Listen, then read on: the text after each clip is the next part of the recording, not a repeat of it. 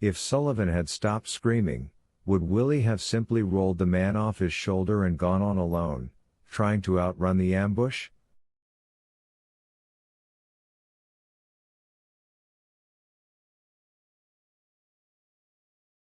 Probably not. Because by then he knew who Sullivan was, exactly who he was. He was Sully from the old hometown, Sully who had gone out with Carol Gerber from the old hometown.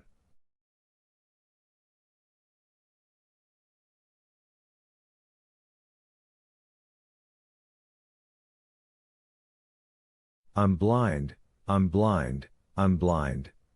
That's what Willie Shearman was screaming as he toted Sullivan, and it's true that much of the world was blast white, but he still remembers seeing bullets twitch through leaves and thud into the trunks of trees, remembers seeing one of the men who had been in the Ville earlier that day clap his hand to his throat.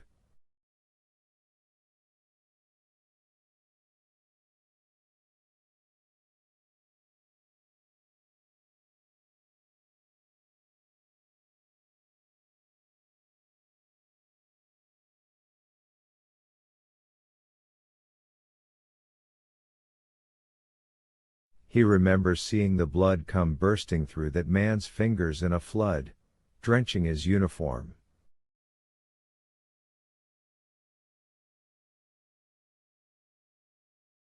One of the other men from Delta Company 22, Pagano, his name had been, grabbed this fellow around the middle and hustled him past the staggering Willie Shearman, who really couldn't see very much.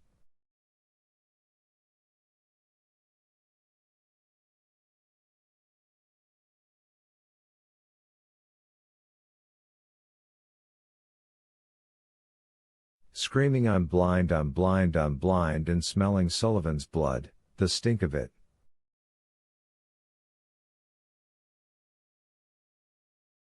And in the copter that whiteness had started to come on strong.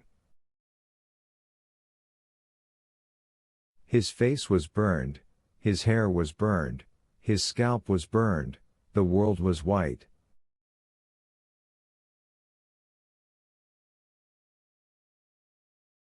He was scorched and smoking, just one more escapee from hell's half-acre. He had believed he would never see again, and that had actually been a relief. But of course he had. In time, he had. The woman in the red blazer has reached him. Can I help you, sir? She asks. No, ma'am, blind Willie says. The ceaselessly moving cane stops tapping floor and quests over emptiness. It pendulums back and forth, mapping the sides of the staircase. Blind Willie nods, then moves carefully but confidently forward until he can touch the railing with the hand which holds the bulky case.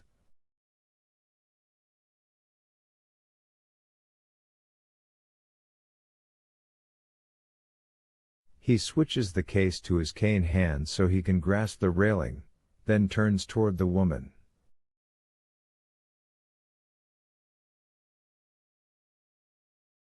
He's careful not to smile directly at her but a little to her left.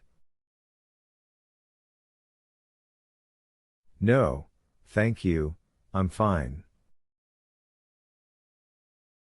Merry Christmas. He starts downstairs tapping ahead of him as he goes, big case held easily in spite of the cane, it's light, almost empty.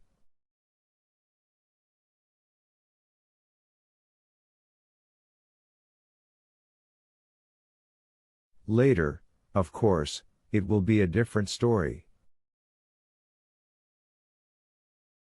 10:15 a.m. Fifth Avenue is decked out for the holiday season, glitter and finery he can barely see.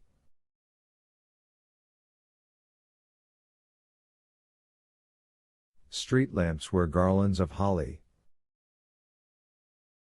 The big stores have become garish Christmas packages, complete with gigantic red bows.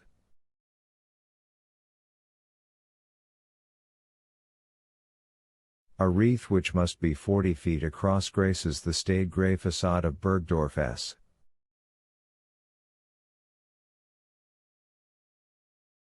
Lights twinkle everywhere. In Saks show window, a high-fashion mannequin, haughty fuck you Jack expression, almost no tits or hips, sits astride a Harley-Davidson motorcycle.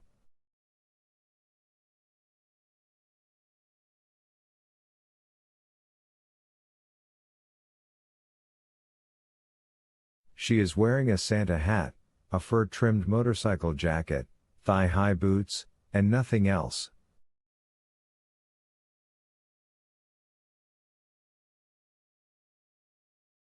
Silver bells hang from the cycle's handlebars.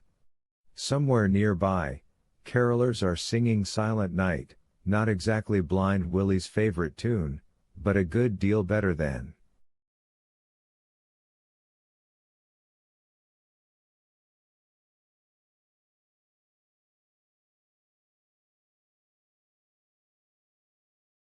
Do you hear what I hear?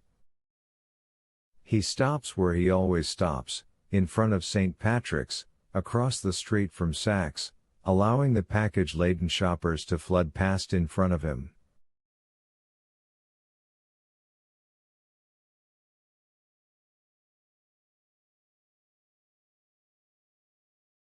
His movements now are simple and dignified. His discomfort in the men's room, that feeling of gawky nakedness about to be exposed, has passed.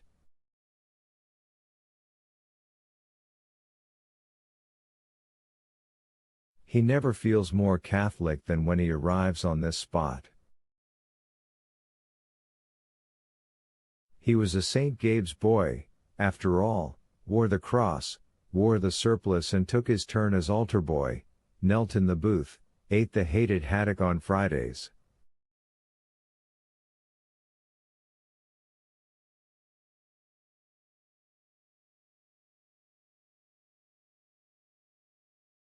He is in many ways still a St. Gabe's boy.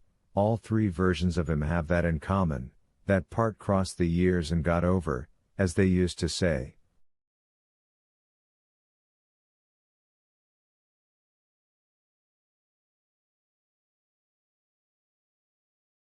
Only these days he does penance instead of confession, and his certainty of heaven is gone.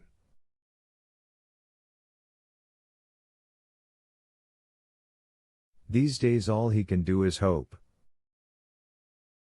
He squats, unlatches the case, and turns it so those approaching from uptown will be able to read the sticker on the top.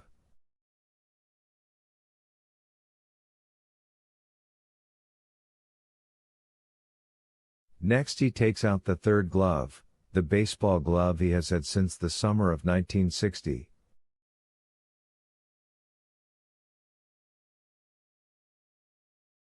He puts the glove beside the case. Nothing breaks more hearts than a blind man with a baseball glove, he has found. God bless America.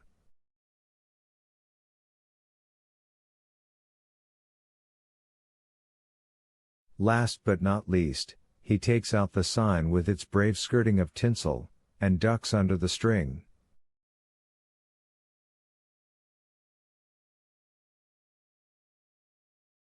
The sign comes to rest against the front of his field jacket. Former William J. Garfield, U.S. Army. Served Quang Tr1, Tu Etienne, Tam Boy, A Xiao.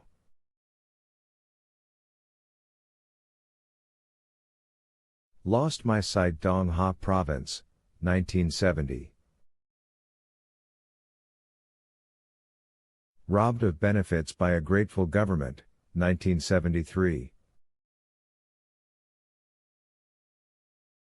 Lost home, 1975. Ashamed to beg but have a son in school. Think well of me if you can. He raises his head so that the white light of this cold, almost ready to snow day slides across the blind bulbs of his dark glasses.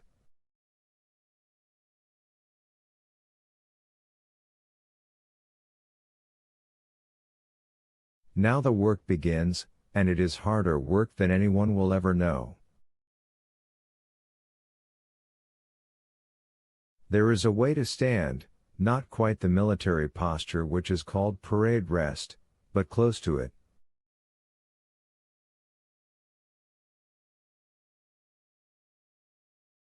The head must stay up, looking both at and through the people who pass back and forth in their thousands and tens of thousands.